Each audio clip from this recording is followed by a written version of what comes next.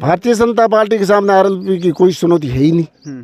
कैसे फिर अगर 2018 के विधानसभा चुनाव की बात करें तो वो 2 नंबर पे रहे थे और भारतीय जनता पार्टी तीसरे नंबर पर रही थी। लड़ेगी और साल इस 20-65 से हमारा आंकड़ा शुरू होगा और उनका 56,000 से नीचे जाएगा और दूसरा 43,000 से नीचे जाएगा। अच्छा, पूरी गणित भी लगा लिया? गणित लगा। सड़कें बनी है उसकी स्थिति आप ये देख लो, जो कानोट वाली और गिड़ा सड़क के स्थिति है। बाकी विकास नाम की भाई तुम्हें कहीं चीज़ नहीं है। खाली विधायक जी कह रहे होंगे मगर 4 साल में ये सभी मैं जाता हूँ तो लोग कहते हैं हमने तो विधायक जी को 4 साल कहीं देखा ही नहीं है।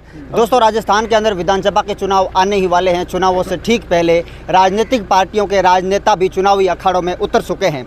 आज हमारे साथ में भारतीय जनता पार्टी के प्रबल दावेदार बलराम जी चौधरी साहब हैं। इनसे जानते हैं कि चुनावों को लेकर के इनकी क्या रणनीति है। सर, सबसे पहले तो आपका स्वागत है हमारे इस चैनल पर। धन्यवाद। बलराम चौधरी जिंदाबाद जिंदाबाद जिंदाबाद। बलराम चौधरी जिंदाबाद जिंदाबाद जिंदाबाद। राजस्थान के अंदर विधानसभा के चुनाव आ रहे हैं, बहुत कम समय बचा है। कैसी तैयारियां हैं, क्या रणनीति इस बार भारतीय जनता पार्टी की? राजस्थान में चुनाव आ रहे हैं तो इस भ्रष्ट और निकम्मी कांग्रेस सरकार के खिलाफ हमारी भारतीय जनता पार्टी के केंद्र नेतृत्व है।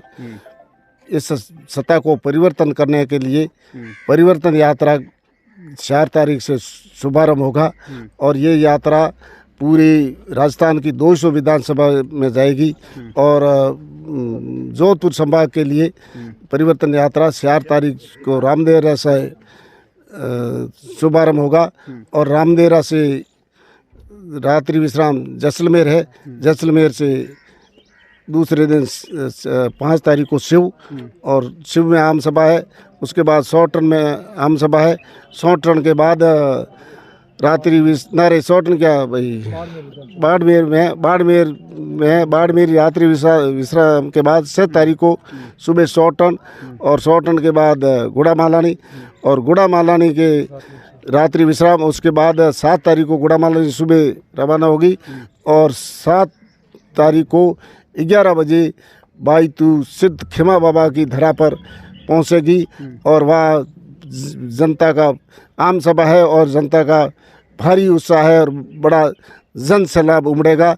और हम इसके लिए 3 दिन से पूरी बाईतू विधानसभा में हर ग्राम पंचायत मुख्यालय पे इसकी यात्रा का संदेश देने के लिए जा रहे हैं और पीला चावल बांट रहे हैं।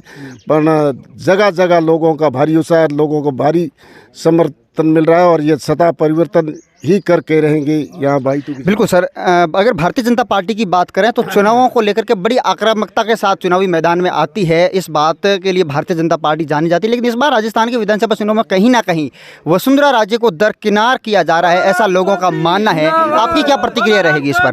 बलराम जी आप संघर्ष करो, हम आपके साथ हैं। बलराम जी आप संघर्ष करो, हम हमारे साथ हैं। ये यहाँ लोगों की विशेषकर ये चर्चा दरकिनार करना वगैरह ये कांग्रेस लोगों की भाई चर्चा है। ये भारतीय जनता पार्टी में किसी तरह की चर्चा नहीं है। भारतीय जनता पार्टी का नेतृत्व एक संगठित है और साथ वसुंधरा जी भी साथ में है और इस यात्रा में 4 भागों में है। इसकी एक भाग की प्रमुख वसुंधरा राजे जी रहेगी। अच्छा, अगर बाईतू की बात करें तो बाईतू के अंदर आप भारतीय जनता पार्टी से प्रबल दावेदार माने जाते हैं, साथ ही साथ और भी 1-2 उम्मीदवार हैं जो अपनी अपनी दावेदारी जता रहे हैं। क्या कहना चाहेंगे आप? भारतीय जनता पार्टी तो मैं 20 सालों से इस पूरी बाईतू विधानसभा में हर व्यक्ति हर घर जा रहा हूं और लोगों का सभी का सहयोग मिल रहा है और मैं पूर्ण रूप से दावेदारी कर रहा हूँ और पूर्ण विश्वास है कि भारतीय जनता पार्टी हमारा नेतृत्व और हमें भाई चुनाव लड़ने का मौका देगा, ये पूर्ण विश्वास है।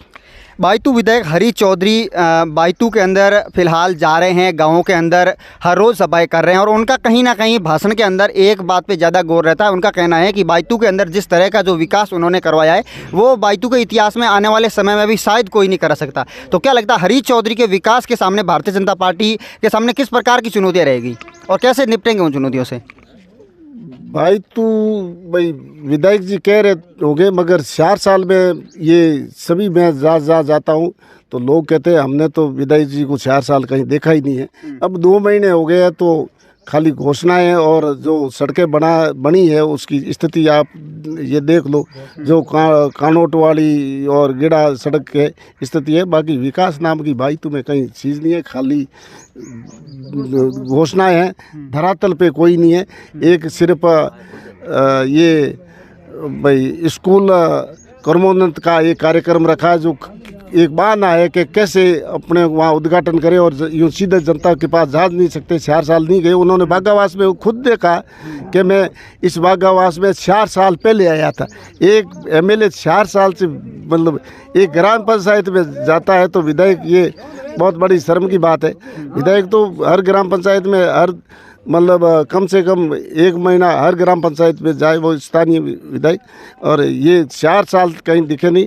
अब सिर्फ स्कूल कर्मोन्नत कर दिए। स्कूल कर्मोन्नत करने शिक्षा कर अच्छा है, किया तो अच्छा किया, परंतु उस स्कूल को 8वीं से सीनियर सीधा किया तो उस 8वीं में 2 शिक्षक है, 2 शिक्षक 12 क्लास बढ़ा देंगे। एंड ऐसी मतलब जो सीनियर स्कूल है वहाँ ही स्टाफ की ये स्थिति है। मतलब वहाँ स्टाफ कह रहा है, मैं कोई हर सीनियर स्कूल में जाता हूँ, स्टाफ के मतलब 300-400 स्टैंड है बच्चों का, तो इसको हम अवेयर है कैसे, पढ़ाना तो बहुत दूर है। ये शिक्षा की दूरदृष्टि कर दिया, कोई विकास नाम की कोई चीज़ नहीं।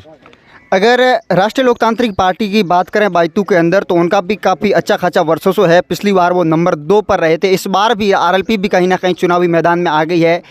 और भारतीय जनता पार्टी के सामने आरएलपी की क्या चुनौतियां रहेंगी, उनसे आप कैसे निपटेंगे?